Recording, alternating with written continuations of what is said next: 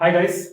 आज हम लोग बहुत इंपॉर्टेंट टॉपिक डिस्कस करने जा रहे हैं स्ट्रक्चरल इंजीनियरिंग में। ठीक है, टॉपिक का नाम है slope and deflection calculation by energy methods.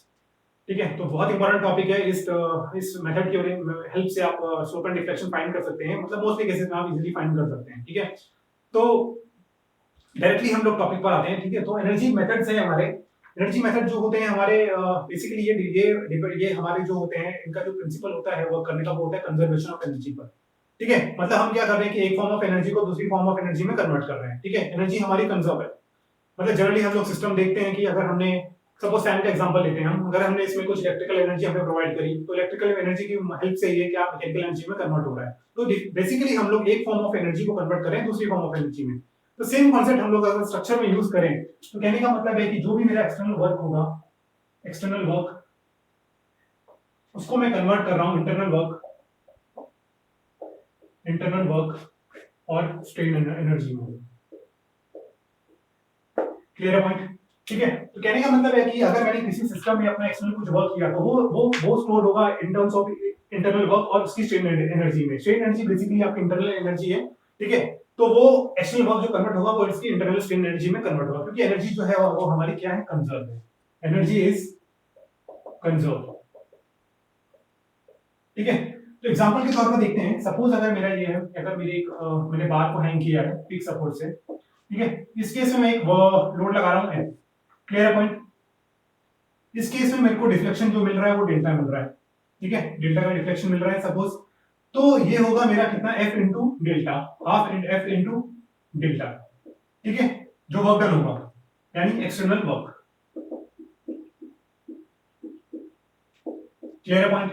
तो जो भी एक्सटर्नल वर्क होगा वो मेरा होगा क्या कहते हैं, हाफ इंटू डेल्टा। तो हाफ इंटू डेल्टा का मेरा मतलब है कि जो भी लोड में अप्लाई कर रहा हूं, load is gradually applied, load is gradually applied and this is in linear elastic state.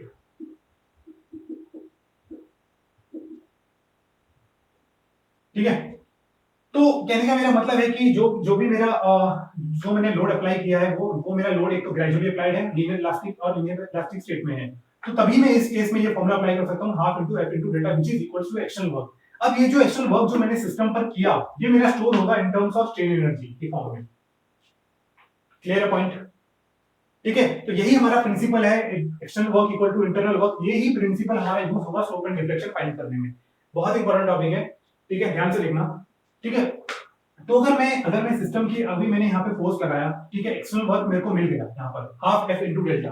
ठीक है, अगर मैं इसकी मैं स्ट्रेन एनर्जी को कैलकुलेट करूं, इन केस अगर मैं इसकी स्ट्रेन एनर्जी को कैलकुलेट करता हूं, तो वो मिलती है मेरे को, वो कितना मिलेगा मेरे को, अगर मैं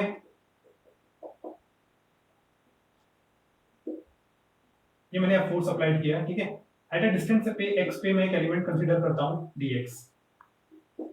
क्लियर पॉइंट?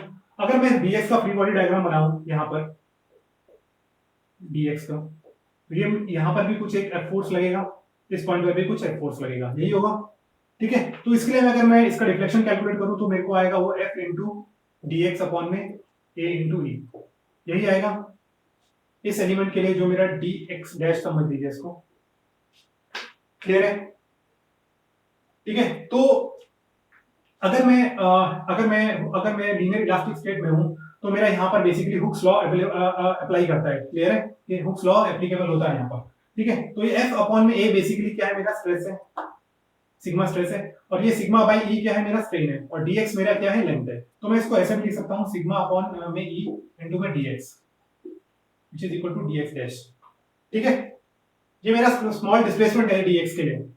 ठीक है, तो अगर मैं टोटल मैं स्ट्रेन एनर्जी कैलकुलेट करूं, टोटल स्ट्रेन एनर्जी जो होगी मेरी, स्ट्रेन एनर्जी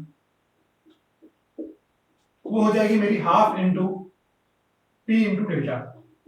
क्लियर है? वो बराबर हो जाएगी मेरी हाफ इंटू एफ पी, कितना है मेरा, एफ इंटू डेल्टा जो मैंने कैलकुलेट किया वो कितना होगा मेरा, या इसको हम ऐसे भी लिख सकते हैं,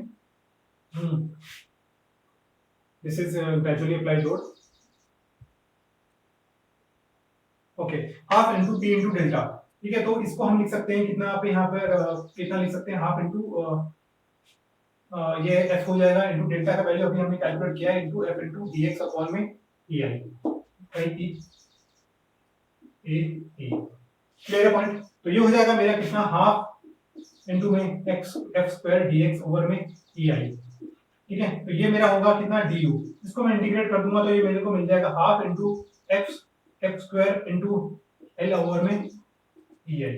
तो यही मेरी जो स्ट्रेन एनर्जी है, यही मेरी स्ट्रेन एनर्जी है इन केस ऑफ एक्चुअल, अगर मेरा लोड जो है वो एक्चुअली लोड लग रहा है, तो उस एक्चुअल लोड की वजह से मेरी स्ट्रेन एनर्जी कितनी कितनी स्टोर हो रही है इस बार में, which is equals to half into F square into में एल ओवर में ए, यही है। और इसी को मैं इक्वेट करता हूं मेरे half into F into delta. Clear है पॉइंट? ठीक है। तो यही मेरा लोड है, क्या कहते हैं कि जो मेरा टोटल जो मेरा कैलकुलेट हुआ है, स्ट्रेन एनर्जी जो मेरी कैलकुलेट हुआ है वो इस पॉइंट से हुई है, ठीक है। और लोड बेसिकली मैं ग्रेजुअली अप्लाइड कर रहा हूं, तो इसलिए ये हाफ का टर्म आ रहा है, ठीक है। तो इसके जब मैं डिफ्लेक्शन कैलकुलेट भी करूंगा, तो उसमें मेरे को लोड जो है ग्रेजुअली अप्लाई हो रहा है, तो इसलिए वो f/2 हो रहा है। क्लियर है? तो सिमिलरली अगर मैं एक चीज देखूं यहाँ पर, अगर मैं एक और चीज हम देखते हैं, सपोज अगर मेरा एक ग्राफ है, suppose this is my load versus displacement, okay. तो अगर मैंने पी लोड अप्लाई किया, इनिशियल स्टेज में मेरा जीरो लोड है, अगर मैंने इसको अप्लाई किया up to P stage, this is my P load up to P, okay. ये मेरा लीनियर इलास्टिक बिहेवियर है, this is linear elastic behaviour,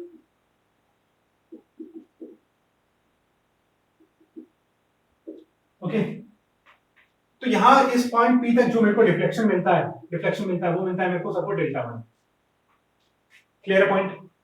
फिर उसके बाद मैं भाई लोड को फिर से इंक्रीज करता हूं, लोड को मैंने फिर से इंक्रीज किया, पी मेरा लग रहा है बट लोड को मैंने इंक्रीज किया, तो फाइनली जाके मेरा लोड कितना हो गया, सपोज पी प्लस एफ हो गया। क्लियर है? इसके बाद जो मेरे को डिफ्लेक्शन मिलता है वो कितना मिलता है मेरे को, सपोज इस पॉइंट पर ये जो डिफ्लेक्शन मिला है वो मेरे को मिला है डेल्टा 2।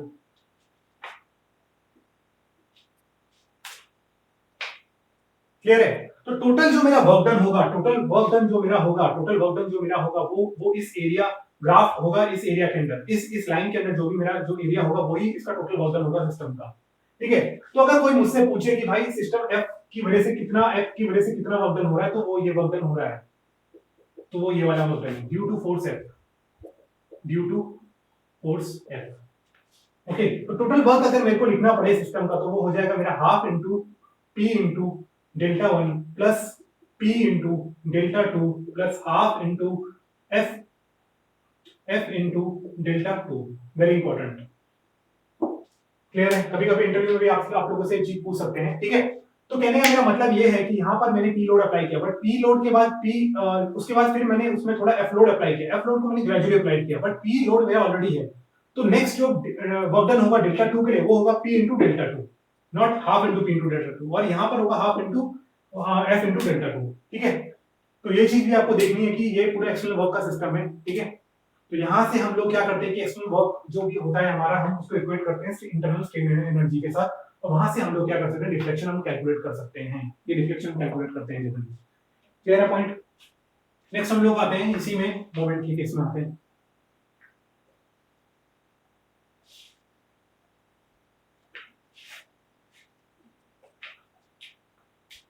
ठीक है। तो जैसे ही मैंने एक्सटर्नल वर्क, सपोज जैसे ही मेरा एक्सटर्नल वर्क का क्या कहते हैं, हमने यहाँ पर suppose this is our beam, ठीक है, कैंटिलीवर बीम में, यहाँ पर हमने लोड लगाया पी, इसकी वजह से कुछ डिफ्लेक्शन हुआ डेल्टा, तो एक्सटर्नल वर्क जो होगा वो मेरा होगा half into P into delta. ये तब होगा जब ये आपका क्या कहते हैं, लीनियर इलास्टिक है, लीनियर इलास्टिक।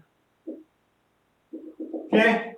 उसी तरीके से अगर मैं मोमेंट को देखूं, यहाँ पर मोमेंट की वजह से भी कुछ यहाँ पर थीटा होगा, ठीक है। तो इसकी वजह से जो एक्शनल वर्क होगा वो होगा मेरा half into M theta. Clear है? अब ये हाफ इनटू एम थीटा जो होगा वो भी आपका स्ट्रेन एनर्जी की फॉर्म में स्टोर होगा, half into M theta is equal to strain energy in beam, ठीक है। एक बात ध्यान रखना, बीम के केस में हमारे एक्शियल फोर्सेस के कारण स्ट्रेन एनर्जी हम लोग नहीं कंसीडर करते। बीम के केस में जो भी स्ट्रेन एनर्जी आएगी वो बेंडिंग की वजह से आएगी, क्योंकि हम इसमें एक्शियल फोर्स और शियर फोर्स को हम एक्शियल डिफॉर्मेशन और शियर डिफॉर्मेशन को हम लोग नेगलेक्ट करते हैं। तो जो भी हमको स्ट्रेन एनर्जी मिलेगी वो मिलेगी फॉर बेंडिंग, ओके, तो अगर हम इसको कैलकुलेट करें, अगर हम इसको स्ट्रेन एनर्जी को कैलकुलेट करते हैं इन केस ऑफ बेंडिंग, हमें कैसे आती है वैल्यू दोबारा देखते हैं। ठीक है, हमारे पास यही बीम है, हमारे पास सपोज कैंटिलीवर बीम है। ठीक है, तो यहाँ पर कुछ हमारा मोमेंट लग रहे हैं, इसको m मानते हैं। ठीक है, तो अगर मैं एट डिस्टेंस x पर जाऊं, एक मैं dx एलिमेंट एक कंसीडर करूं। ठीक है, यहाँ पर कुछ लोडिंग भी लग रही है सपोज, क्लियर है। तो मैंने जब इस dx एलिमेंट को मैंने कंसीडर किया, सपोज इस dx एलिमेंट को कंसीडर किया, तो लेट अस सपोज यहाँ पर भी एक m मोमेंट लग रहा होगा और इधर पर भी एक m मोमेंट लग रहा होगा। m तो नहीं,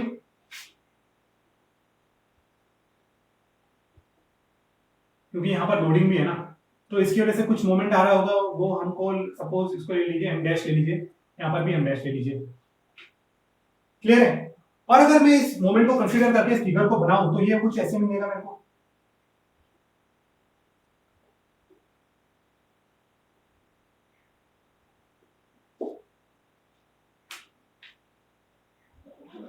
क्लियर है पॉइंट। तो टोटल वर्क जो होगा मेरा, टोटल वर्क होगा which is equals to half into m into d theta, यही वर्क डन होगा।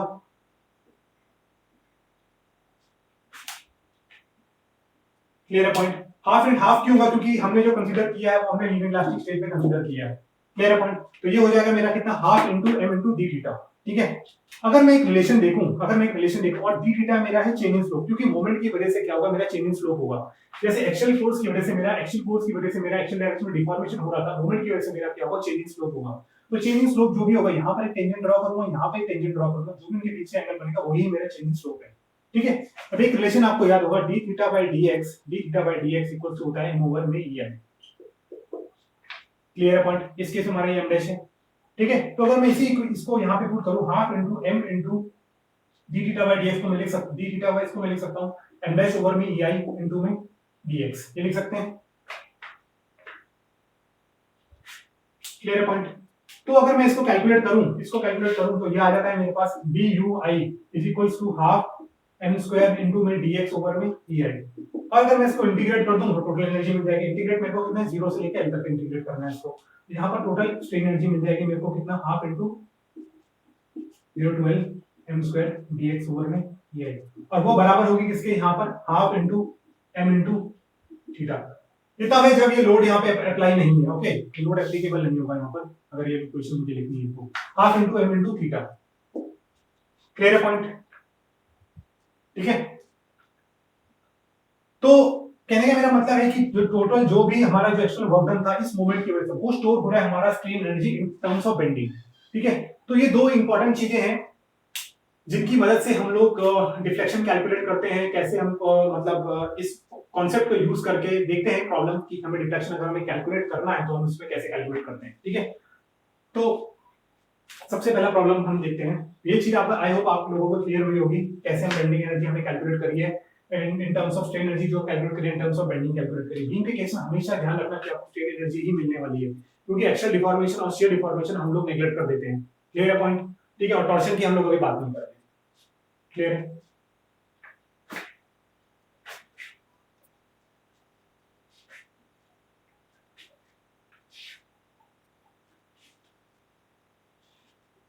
ठीक है, तो डायरेक्टली हम लोग प्रॉब्लम पर आते हैं। सपोज जैसे ये हमारी कैंटिलीवर बीम है, यहाँ पर पीलोड लग रहा है। ठीक है, तो भाई अब ये डिफ्लेक्ट होगी कुछ इस डायरेक्शन में, इसमें कुछ डेल्टा का डिफ्लेक्शन आएगा। क्लियर है। तो अगर मैं देखूं अगर ये लीनियर इलास्टिक स्टेट में है, इन लीनियर इलास्टिक स्टेट, ठीक है, तो उसका टोटल वर्क डन कितना होगा, इसका half into p into delta, यही होगा। ठीक है, और लोड भी क्या है, load applied gradually.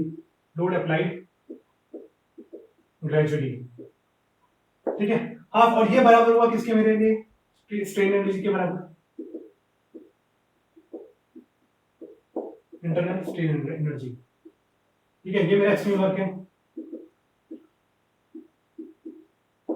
Clear point.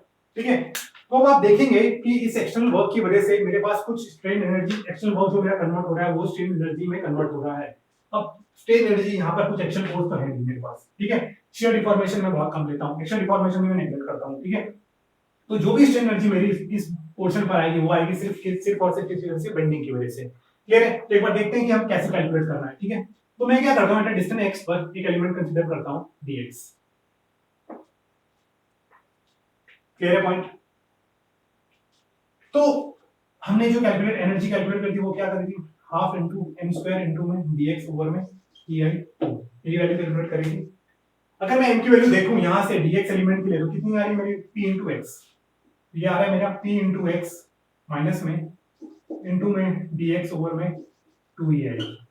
Clear है? और इसे मैं इंटीग्रेट कर दूंगा कहां से, 0 टू l। ये डिस्टेंस है मेरे पास l। मैंने एक एलिमेंट कंसीडर किया है, उसमें कितना मोमेंट आ रहा है dx एलिमेंट के लिए, कितनी स्ट्रेन एनर्जी आ रही है, उसको मैं इंटीग्रेट कर दूंगा। क्लियर है? तो अगर मैं इस चीज को इंटीग्रेट करता हूं तो एक टर्म ऐसा बनता है m स्क्वायर इंटू में dx ओवर में 2ei। क्लियर है? 0 टू l। इसको इंटीग्रेट करते हैं, p स्क्वायर ओवर में t 2l इंटू में x क्यूब ओवर में 3, और इसको लिमिट है इसकी 0 टू l। तो ये हो जाएगा कुछ p स्क्वायर इंटू में l क्यूब अपॉन में 6ei, 6ei। ठीक है, total, this is total internal bending, total internal strain energy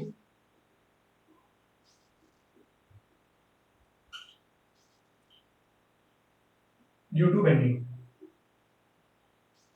ठीक है, तो ये हो जाएगी बराबर किसके, p into L cube upon में 6ei, which is equals to half into p into delta. E से p कैंसिल, तो यहां से कितना, 2 से 3, तो यहां से आ जाएगा हमारे पास value p L cube upon में 3ei, which is equals to delta. Clear है पॉइंट?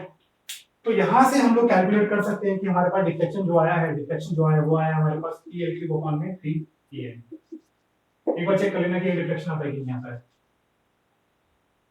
Clear point? ठीक है, अगर सिंपली अगर हम यहाँ पर एक मोमेंट भी लगा लेते, सिंपल एक मोमेंट भी लगा लेते, तो भी हम उस चीज की वैल्यू को कैलकुलेट कर सकते हैं। ठीक है, मोमेंट की वजह से अगर हमारे यहाँ पे कुछ मोमेंट लगा है, ठीक है, और m इंटू थीटा, ठीक है, तो जो वर्क डन होगा वो m इंटू स्लोप से कैलकुलेट हो जाता है। ठीक है, तो ये सिंपल एक तरीका है, हमने देखा कि हमारा जो एनर्जी मेथड कैलकुलेट करने का एक तरीका है। Clear point? ठीक है,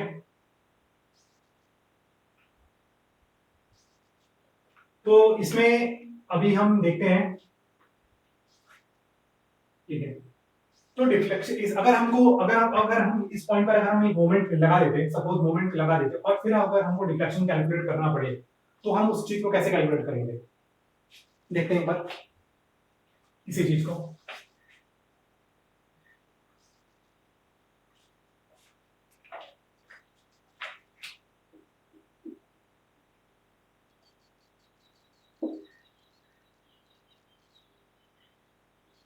ठीक है, मैंने क्या किया कि सिंपल एक मोमेंट लगाया, मेरे को यहाँ इस पॉइंट पर क्या करना है, रिफ्लेक्शन कैलकुलेट करना है।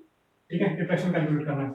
अब मेरे पास जो वर्क डन होगा भाई, मैं उसको क्या लिख सकता हूँ, m थीटा ही लिखना पड़ेगा मेरे को वर्क डन को। ठीक है, इस पॉइंट पर थीटा कितना होगा, स्लोप, जो भी स्लोप चेंज हुआ है इस पॉइंट पर जो थीटा हुआ है, थीटा वो कितना होगा, m इंटू थीटा, वही मेरा वर्क डन होगा, half into m into theta, क्योंकि मैं m इंटू डेल्टा नहीं लिख सकता यहाँ पर। क्लियर है पॉइंट? ये पॉइंट आप लोगों को क्लियर होना चाहिए थोड़ा सा। मैं यहाँ पर m इंटू थीटा नहीं लिख सकता हूँ, m इंटू डेल्टा नहीं लिख सकता हूँ यहाँ पर इस पॉइंट पर, क्योंकि मेरा जो मोमेंट लग रहा है, मोमेंट की वजह से जो मेरे को वर्क डन मिल रहा है वो कितना मिल रहा है, m इंटू थीटा, जो स्लोप चेंज हुआ है इस पॉइंट पर। क्लियर है? उसको मैं बराबर लिखूंगा strain energy, strain energy. Clear है? स्ट्रेन एनर्जी मैं कैलकुलेट करूं एक एट एलिमेंट x, एक dx एलिमेंट पर, वो फिर से कितना मिलेगा मेरे को, half into M square dx over में ei, तो इसकी वैल्यू कितनी हो जाएगी, half into M square dx over में ei 0 टू l। तो ये हो जाएगा कितना, हाफ एम स्क्वायर dx का x ही रहेगा 0 टू l ओवर में ei, m square l upon में 2ei। क्लियर है पॉइंट? और ये बराबर होगी किसके, half into m into half into m into theta equals to m square l over में 2ei, 2 से 2 कैंसिल, तो थीटा इक्वल्स टू हो जाएगा ml ओवर में ei। क्लियर है? तो यहां से मेरे को क्या क्या मिल गया कि यहां से मेरे को मेरा थीटा मिल गया। ठीक है, अब अगर मेरे को यहां से थीटा मिल गया है तो मैं डायरेक्टली, थीटा मेरे को मिला है, तो थीटा अगर मैं कैलकुलेट करना चाहूँ, तो फिर से मेरे को इसमें एरिया मोमेंट मेथड का, एक मिनट, किससे कैलकुलेट होगा? थीटा तो मैंने, थीटा मेरे को मिल चुका है इस पॉइंट पर, क्लियर है, ठीक है।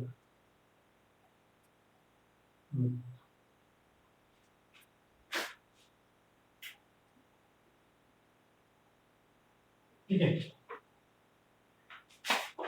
थीटा अगर मेरे को यहाँ से मेरे को स्लोप मिल चुका है, ठीक है।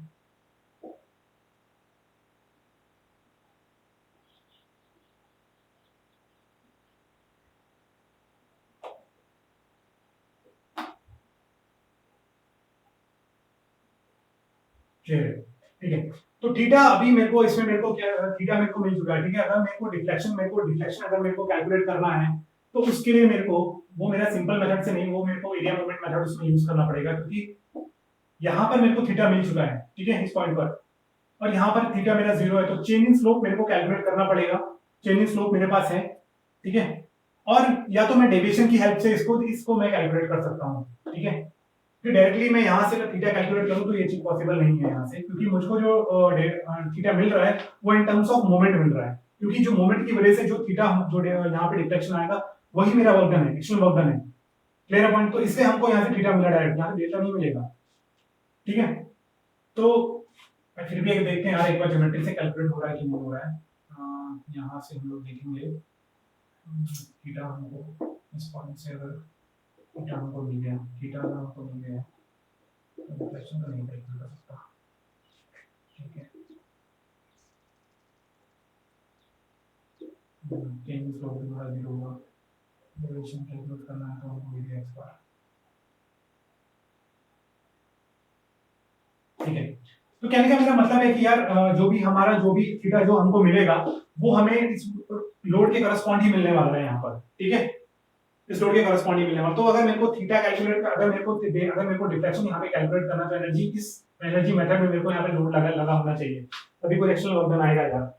अगर मेरा मोमेंट लगा है तो मेरे को मोमेंट की वजह से जो मेरे को डिफ्लेक्शन मिलेगा वो मेरे को थीटा ही मिलेगा, तो थीटा ही मैं यहाँ से कैलकुलेट कर सकता हूँ इससे, ठीक है।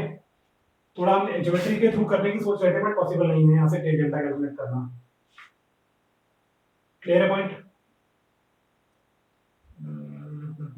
हो सकता है क्या?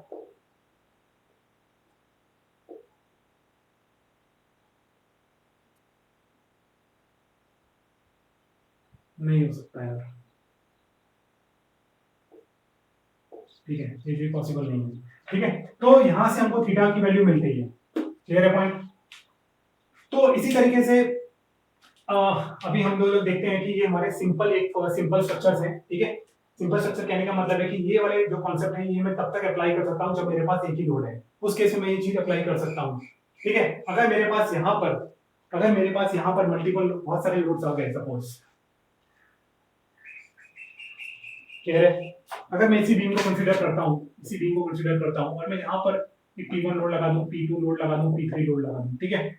फिर उसके बाद मैं बोलूँ ये आपको कि मुझे डेल्टा का डिफ्लेक्शन हमें कैलकुलेट करना है इस पॉइंट पर, तो पॉसिबल नहीं है यार, क्योंकि एक्सटर्नल वर्क अगर मेरे को कैलकुलेट करना है तो मेरे को सब पता होना चाहिए, हाफ ये P1 डेल्टा 1, ठीक है, प्लस हाफ P2 डेल्टा 2, ये डेल्टा 3, ये सब पता होना चाहिए मेरे को, क्लियर है point? Half P3 delta 3 which is equals to total strain energy,